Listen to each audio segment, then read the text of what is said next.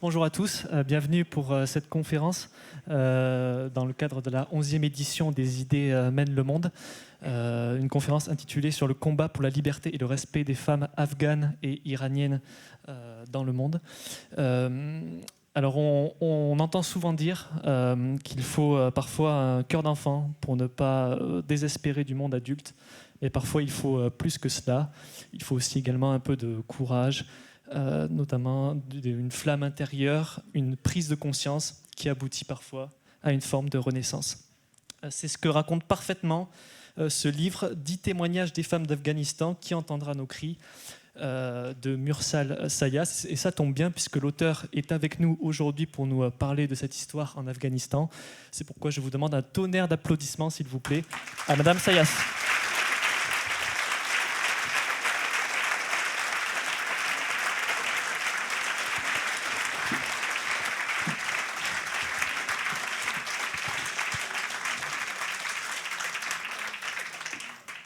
Alors, Madame Sayas, vous êtes à la fois écrivaine, journaliste et défenseuse des droits humains. Et dans votre livre, donc, vous commencez également par nous raconter la situation à la fois en Afghanistan et en Iran. Vous faites notamment part d'une société très traditionnelle. Est-ce que vous pouvez concrètement nous expliquer qu'est-ce qui se passe dans ces deux pays concernant le droit des femmes, notamment depuis l'arrivée des talibans au pouvoir en 2021 ?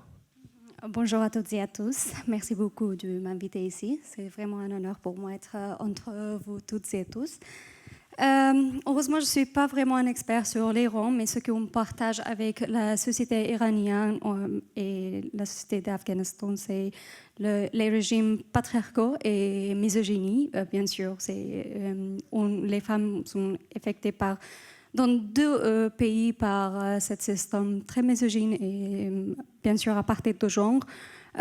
Parfois, je dis que traditionnellement pour les femmes, c'est difficile parce que même parfois, si je prends l'exemple de 20 ans dernière, même on avait un régime démocratique ou un pays démocratique, mais après la situation pour les femmes était vraiment horrible et c'était pas juste, c'était pas égal, même si c'était pas dans les lois, on avait certains droits, mais dans les pratiques, par les sociétés, ce n'était pas acceptable.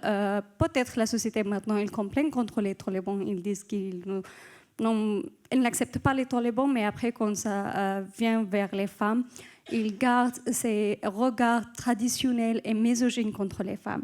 Chaque chose on parle de la liberté de la femme, liberté, tout ce qu'il veut, après, il prend le garde, si on dit, ils prennent cette carpouche et disent non, c'est pas notre société, c'est pas notre culture, c'est pas notre traditionnel. Donc même dans notre société d'Afghanistan, je critique ça tout le temps. Peut-être il y a une mauvaise culture, donc il faut qu'on résiste contre les mauvaises cultures aussi. C'est pas que les régimes, c'est les cultures aussi. Le régime ne vient pas de la ciel. C'est peut-être il y a les gens qui habitaient dans le pays et ils ont les regards misogynes contre les femmes. C'est la même chose en Iran aussi. Chaque jour, on voit comment en Iran, la situation des femmes sont évaluées un peu plus. C'est pas parce que le régime a accepté, parce que les femmes là-bas ont résisté beaucoup et ils ont perdu beaucoup de choses. Même beaucoup de jeunes femmes et filles étaient tuées, même les enfants, les adolescents de 14 ans, 16 ans. On a vu dans les mouvements de femmes, vie, liberté, qui étaient tuées par le régime. Donc, c'était pas un cadeau qui est donné pour les femmes. Ils ont vécu ça très difficilement. Après, encore, c'est pas juste, c'est pas normal, c'est pas vraiment égal. Et justement, du coup, dans cette société très patriarcale, marquée par les inégalités et la guerre, est-ce qu'on peut parler actuellement d'apartheid de genre, une sorte d'esclavage moderne, entre guillemets ? On dit ça apartheid de genre souvent après que les talibans ont pris le pouvoir en Afghanistan en 2021, mais le terme d'apartheid de genre n'est pas quelque chose de nouveau. Et aussi les régimes d'apartheid de genre. On a vécu les talibans la première fois en 1915. Donc, c'est la continuation de ce régime qu'on a aujourd'hui. On n'a pas résisté contre les talibans dans la première fois. La société internationale, on a laissé tomber. On a on a fait un accord à Bonn et on a dit peut-être ça va, on va sauver peut-être l'Afghanistan et les femmes là-bas et autant rentrer en Afghanistan pour cette cause. Mais aujourd'hui, on voit que les talibans n'ont pas changé et c'était arrivé là-bas. Donc, à partir de gens, parce que tous les éléments d'apartheid sont là-bas. Si vous, je suis sûre que vous savez sur la partie de Afrique du Sud. Donc, on prend ce terme parce que tous les éléments sont la même chose, sauf c'est basé à genre. En Afghanistan, toutes les femmes sont punies, même après c'est plus pire pour les communautés LGBTQ+, c'est pire et pire. Donc, les éléments sont la même chose. Et c'était abordé ce sujet en 1915 aussi par les militantes internationales pour Afghanistan. L'apartheid, qu'on rappelle également, est un crime contre l'humanité reconnu par l'ONU. Vous parliez également du fait que dans ces deux pays, la charia est la plus répressive au monde. Pourquoi, à chaque conflit, entre guillemets, le droit des femmes est toujours remis en cause, contrairement aux autres droits humains? Tout d'abord, les droits de femmes sont toujours dans une position très fragile partout dans le monde et dans notre pays, c'est beaucoup plus. Même avant les talibans, ce n'était pas dans un bon état. Quand on voit partout dans le monde toutes les guerres qui sont en place maintenant en Ukraine, partout dans le monde, ce n'est pas les femmes qui ont commencé, ce n'est pas les femmes qui soutenaient ça, ce n'est pas les femmes qui ont encouragé, mais nous, les femmes, on paie le prix pour ça. C'est nous qui subissons les conséquences pour ça. Parce que les regards des sociétés patriarcales contre les femmes, c'est les sociétés patriarcales nous regardent comme une propriété de les hommes. Et dans chaque jour, chaque conflit, ils utilisent notre corps pour faire revanche contre les autres parties de guerre. Donc c'est ça qui est notre corps. Le corps de femme devient un champ de bataille et c'est attaqué tout d'abord et après on voit les conséquences qui comment ça change, ça crée une crise autour du corps de femme.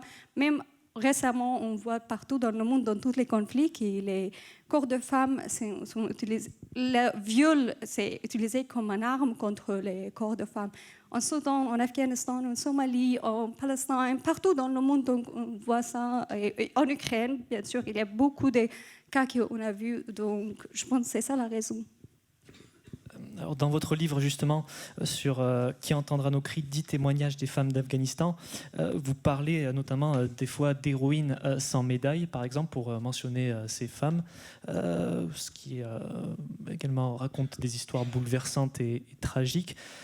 Qu'est-ce qui vous a incité à franchir le pas, à écrire ce livre? Qu'est-ce qui a agi comme déclic face à toutes les horreurs auxquelles vous avez été confrontés en tant qu'à la fois représentante dans une commission indépendante au sein du pays de l'Afghanistan? Pour moi, c'est une histoire très personnelle parce que quand j'ai travaillé comme avocat pour Commission des droits humains avant les talibans en Afghanistan, j'ai reçu tous ces cas et témoignages que vous avez lire dans le livre Qui entendra nos cris.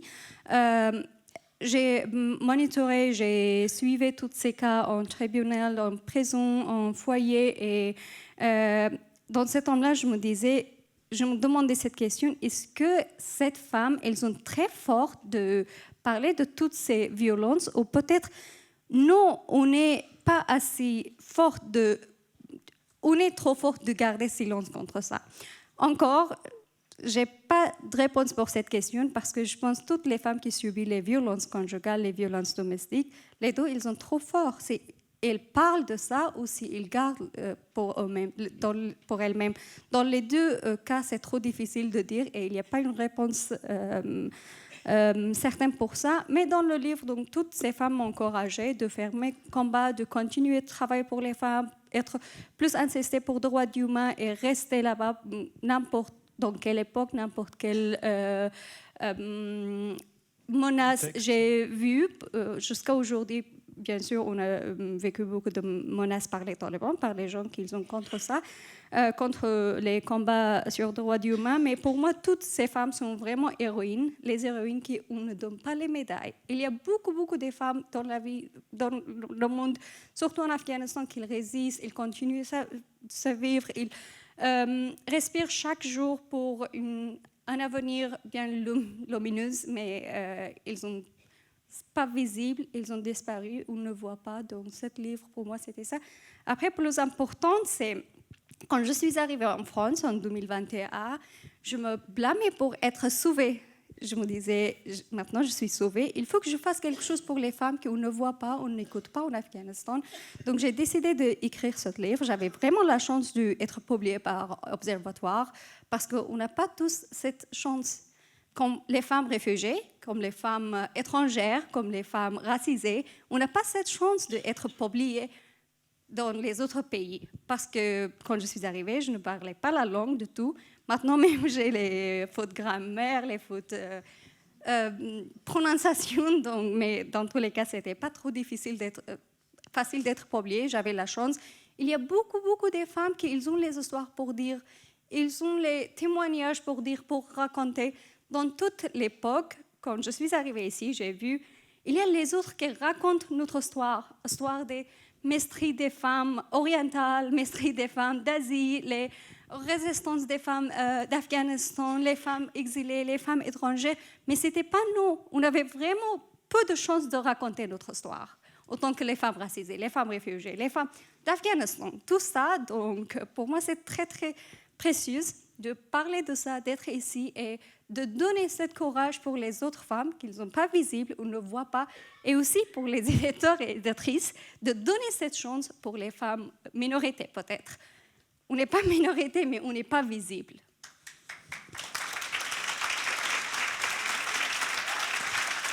Merci.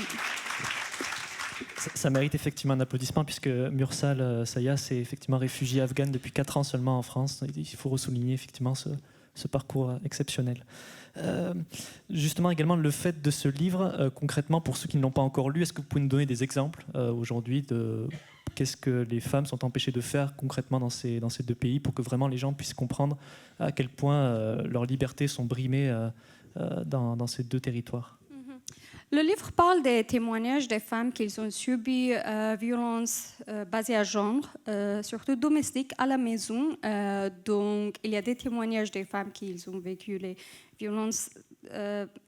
Toutes les violences sont horribles, mais violences que peut-être vous-même imaginez pas, ça existe dans le monde. Peut-être il y a les gens qui subissent ici aussi, mais vous allez voir le livre qui commence assez brutal, assez impossible de même imaginer. J'ai écrit ce livre et je me disais, dans ce livre, je vais raconter les histoires des femmes qui ont vécu tout ça dessus d'un pays démocratique entre guillemets. Mais aujourd'hui, on n'a rien. On n'a pas de commission de droits humains, on n'a pas des organisations pour défendre les femmes, défendre les droits humains. Donc, qu'est-ce qui se passe là-bas maintenant avec les talibans?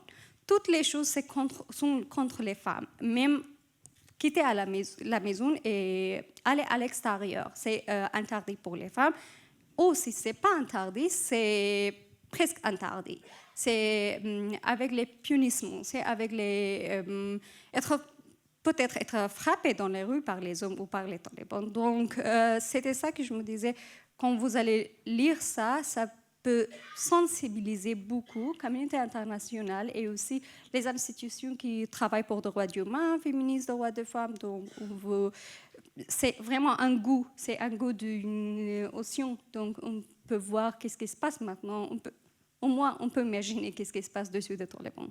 Justement, vous parlez de sensibiliser la communauté internationale à ce sujet. Des mesures ont été prises récemment par l'ONU, même si elles n'ont pas empêché pour l'instant le contexte global et le massacre entre guillemets proposé par les talibans.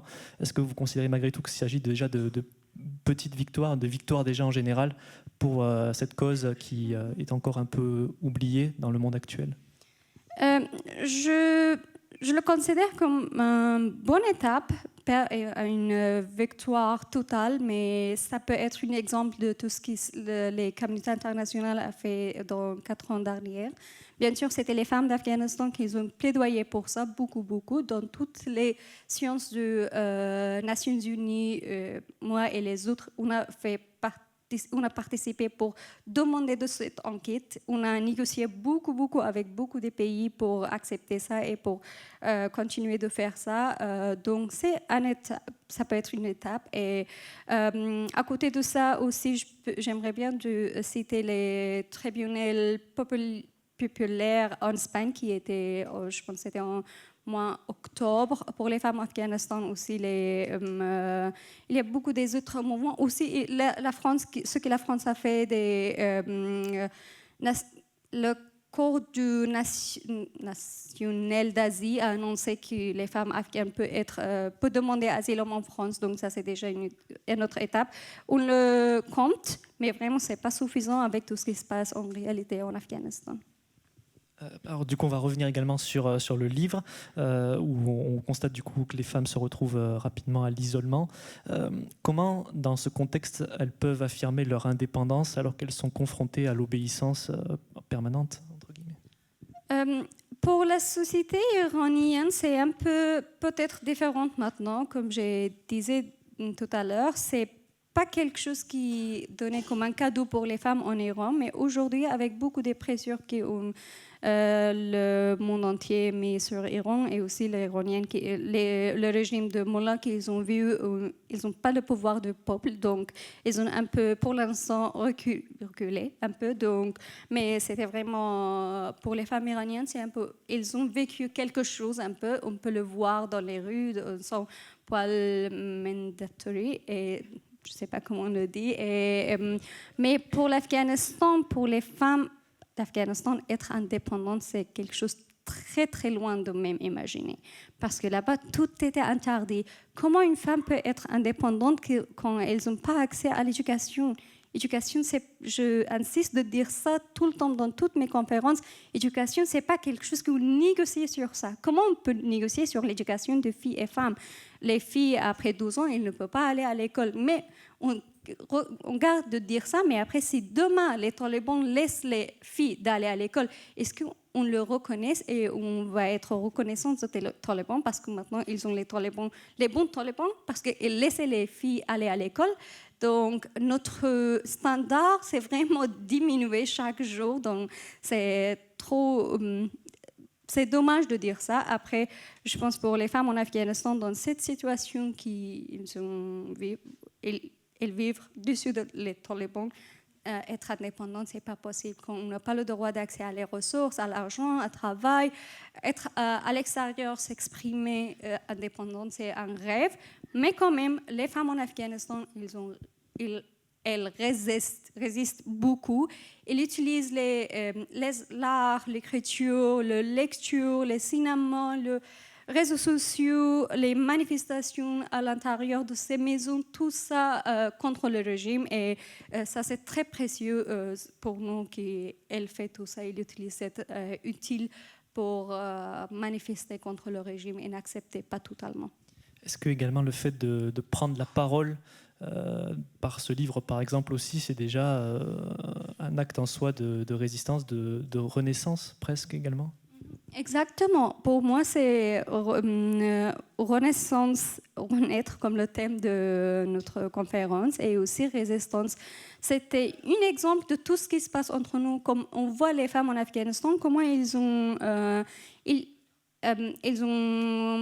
disparaître dans la société, mais comment toutes les femmes à l'extérieur qu'ils ont évacuées, ils ont parti après 2021, ils sont en train de faire beaucoup d'efforts, faire plaidoyer, écrire, créer les films, les podcasts, toutes les choses, et créer les écoles en ligne pour les femmes à l'intérieur. Tout ça, c'est les actes de renaissance et résistance aussi, pour moi, les deux. Après ce livre, bien sûr, parce que j'ai donné les voix pour les femmes qu'on n'a jamais entendues. On n'a jamais pensé à elles. On n'a jamais pensé que, même en Afghanistan, si on raconte cette histoire, les gens là-bas disent non, c'est pas non, ça n'existe pas. Mais tout le temps, ils regardent, ils voient autour de en Afghanistan que les violences comme ça existent. Même ici, ça existe, mais on ne voit pas. On n'est pas assez sensibilisé à la violence contre les femmes de voir tout ça. C'est ce qu'on ressent également justement dans le livre où quelque part, on ressent des passages où, malgré la violence que ces femmes subissent, elles se considèrent comme coupables et non victimes. Comment expliquer voilà, justement ce paradoxe? C'est, comme vous dites, le fait que la violence soit quelque part institutionnalisée dans ces deux pays, dans ces territoires. C'est intéressant parce qu'on utilise ce terme victime tout le temps, partout dans les médias, dans les conférences sur le droit humain, partout dans la société, mais parfois on se demande est-ce qu'on le considère comme victime ou comme survivante. Ça change beaucoup des narrations. Si on le donne le regard d'un point de vue admirable, on l'admire pour ce qu'il résiste, pour ce qu'il a vécu. Si on le regarde comme victime, on le pitié, on le regarde avec quelle manière. Donc, je pense que ça change beaucoup. Pour moi, cette femme peut être victime de la société patriarcale, mais dans le même temps, ils sont héroïnes, ils sont très forts de raconter ces histoires, de faire quelque chose pour ses vies et résister contre ça. Donc j'aimerais bien le dire les femmes fortes, les femmes résistantes, les femmes qui ont survécu la violence au lieu de dire victime, peut-être. Ouais. Justement, également, ce livre, vous retracez 10 histoires, mais il y en aurait eu beaucoup plus potentiellement. Est-ce que, quelque part, c'est des personnes qui, on peut dire, oubliées par la société globalement, que ce soit international ou même au-delà, national et international? Je pense que dans la mesure où voilà, c'est des histoires effectivement qui sortent un peu du commun, qui sont pour nous dans l'Occident, ça nous paraît tellement énorme qu'on n'imagine même pas. Est-ce que finalement ces personnes aujourd'hui sont suffisamment entendues, vous estimez, dans leur cause? Je pense non.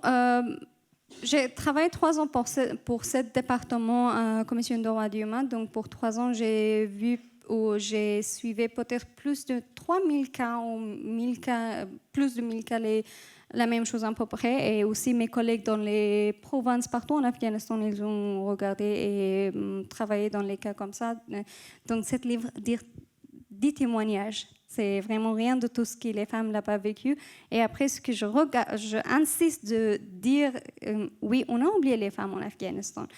Chaque jour, on parle peu et peu sur les femmes d'Afghanistan parce qu'on a des autres crises partout dans le monde qui méritent de faire attention. Et après, chaque pays, chaque société mérite de notre regard, notre soutien par rapport à tout ce qui se passe en Afghanistan, par rapport à tout ce qui est interdit pour les femmes afghanistan et les pays occidentaux qui étaient une partie de cette crise, si je me permets de dire.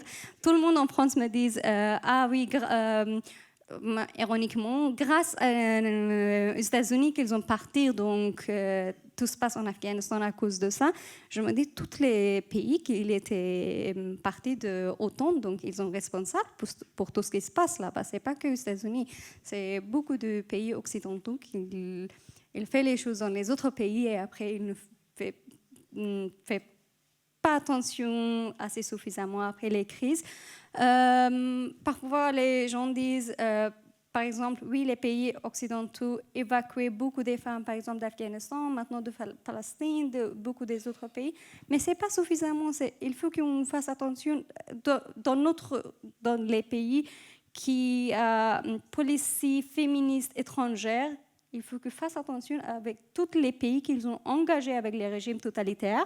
Maintenant, avec les talibans, il y a Russie, il y a Chinois, il y a Iran, Pakistan, et beaucoup des autres pays. Mais tous les pays européens ont une relation normale avec ces pays. Il n'y a aucun punissement, aucune conséquence pour ces pays qu'ils ont engagés avec les talibans. À côté de nous, en Allemagne, l'État de l'Allemagne, il donnait le consultat de bombes pour les talibans. Juste imaginez, si je prends l'exemple de tous les gens qui ont fui les talibans en 2021. Maintenant, ils sont en Allemagne. Comment ils passent ces affaires? Comment ils font ces documents administratifs dessus des talibans en Allemagne? Donc, je pense que les États étrangers ou occidentaux, ils ne prennent pas assez de responsabilité pour tout ce qui se passe dans ces pays. Donc, quand il y a quelque chose qui arrive avec les talibans, après, tout le monde va blâmer les réfugiés. Pas les talibans, pas l'État allemand qui donnait des consultants pour les talibans. Après, ils disent, oui, c'est les réfugiés qui font les choses dans notre pays. Justement, vous avez anticipé une de mes prochaines questions. Justement, quel est votre regard sur la position des pays de l'Europe et notamment de la France par rapport à l'accueil des réfugiés de ces deux pays? Tout d'abord, pour moi, c'est vraiment, il faut que... j'adore les pays européens, comment ils n'ont pas les frontières, tout le monde peut voyager. Je profite de ça très bien. J'ai cette rêve pour partout dans le monde, dans un monde idéal, sans terrorisme, bien sûr. J'adore ça, mais après, vraiment, il faut qu'on pose les questions sur ce sujet.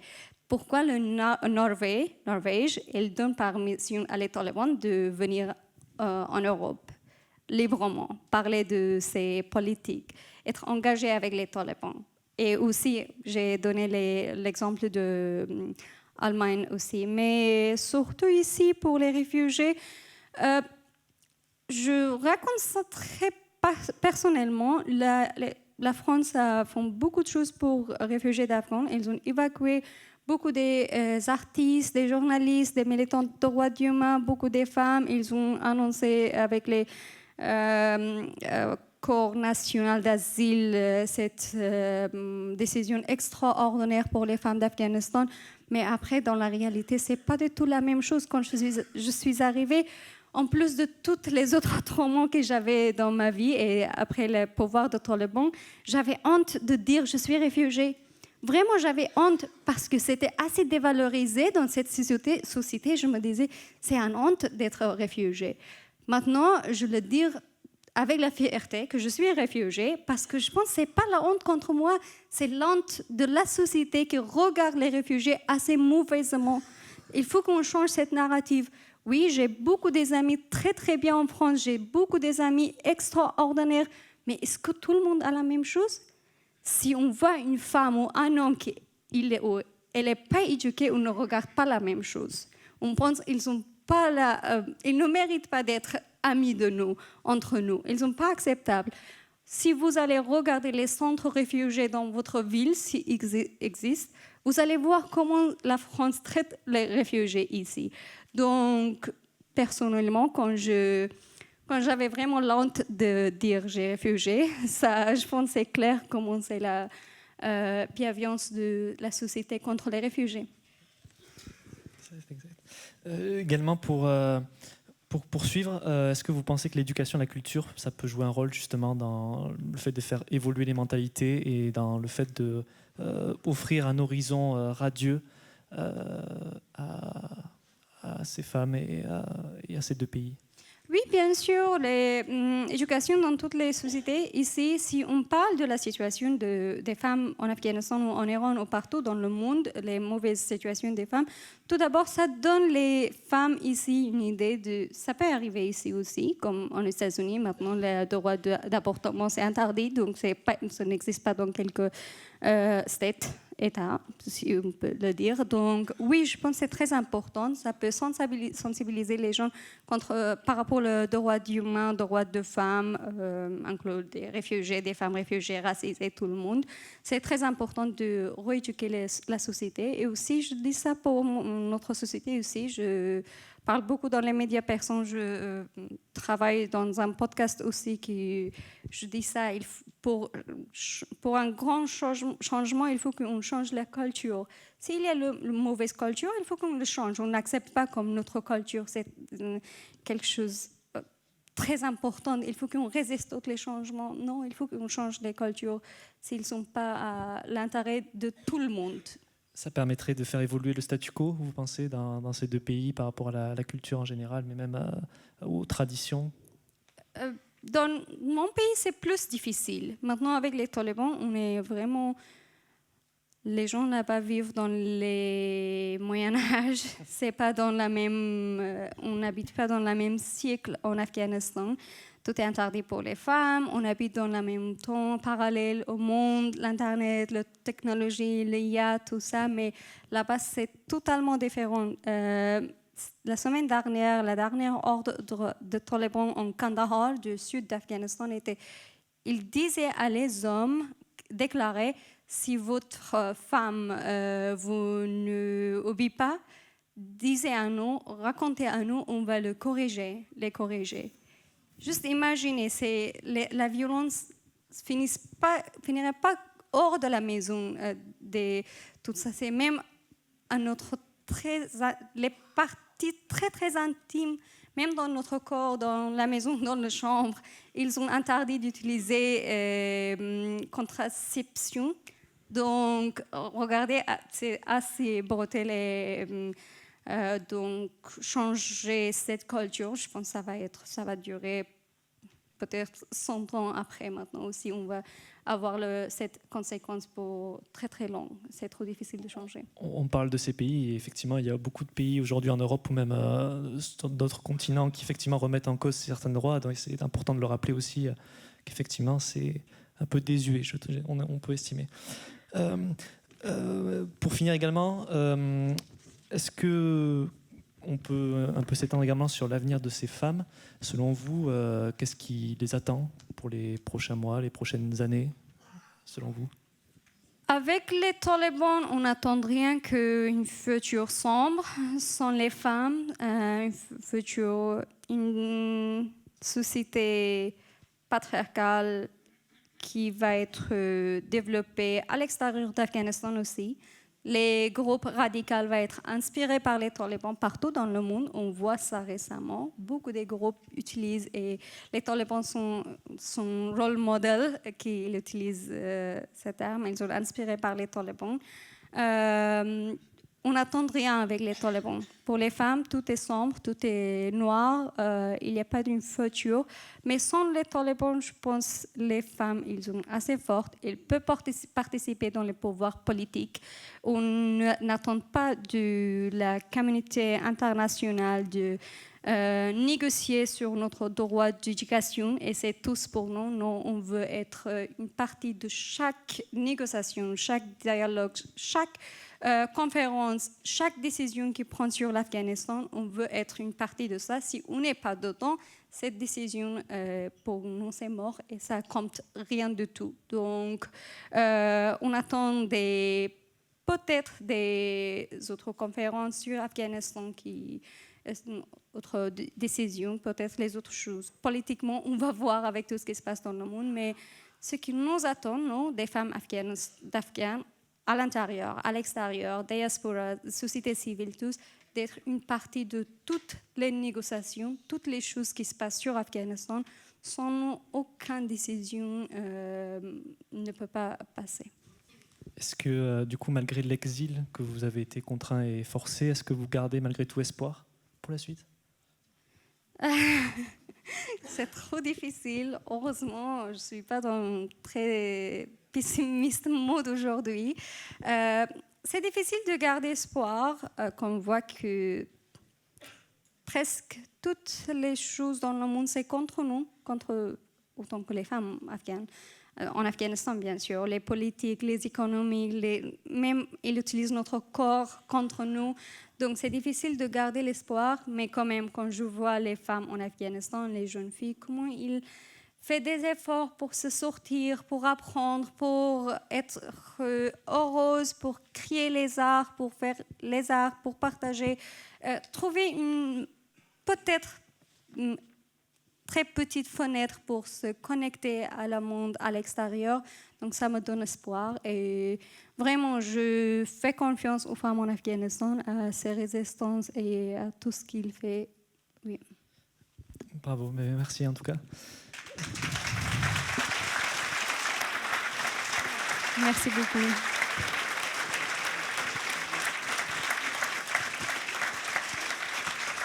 Merci beaucoup. Je vois que le temps fuse, mais avant également, par rapport aux idées, vous voyez, qui se développent dans d'autres pays également au-delà de l'Afghanistan, comme je le disais tout à l'heure. Est-ce que vous pensez vraiment, là, on parlait du monde, d'un avenir radieux, enfin radieux, d'un monde meilleur du moins. Est-ce que vous pensez que ça vous inquiète quelque part de voir ces idées se développer dans d'autres pays à court terme également? vous voyez d'autres pays aujourd'hui imposer, remettre en cause du moins le droit des femmes. Est-ce que quelque part cette situation aujourd'hui, elle vous alerte, elle également, elle inquiète de par votre expérience vécue tout simplement? Oui, exactement, ça m'inquiète beaucoup, par exemple, parce que, comme je disais tout à l'heure, c'est partout dans le monde, c'est les droits de femmes. Parfois, je me dis c'est reculé, mais après, je me dis, avant, on les femmes, on n'était pas... Jamais on n'était pas dans une situation idéale. Quand on voit toutes les histoires, les places des femmes, on était en train de faire combat, de se combattre contre l'inégalité. Les autres, plutôt les hommes, les sociétés patriarcales créaient les crises pour nous, et après c'était nous qui étions en train de se battre contre tout ça. Ça m'inquiète partout dans le monde. On voit les femmes partout dans l'Asie, dans tous les pays qui sont dans le conflit. Je pense oui, ça m'inquiète beaucoup, et engager les autres pays de soutenir les groupes armés et les guerres civiles, les guerres contre les gens. Je ne sais pas si c'était votre question. Si, c'est parfait, merci.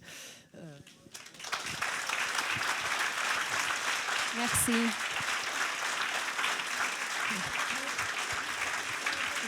Merci beaucoup.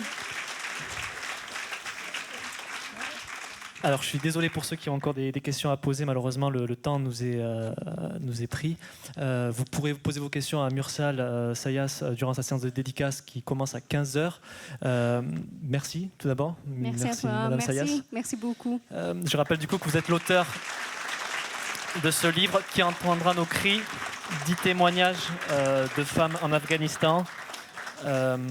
Qui du coup évidemment sensibilise beaucoup, et merci à vous également public du coup pour vos interventions et votre présence. Je conclurai juste cette conférence par entre guillemets une petite citation, rappelant toutefois que les lois sécuritaires n'ont jamais conduit à un monde plus sécurisé, mais à un monde avec moins de liberté. Voilà, merci à vous pour votre écoute.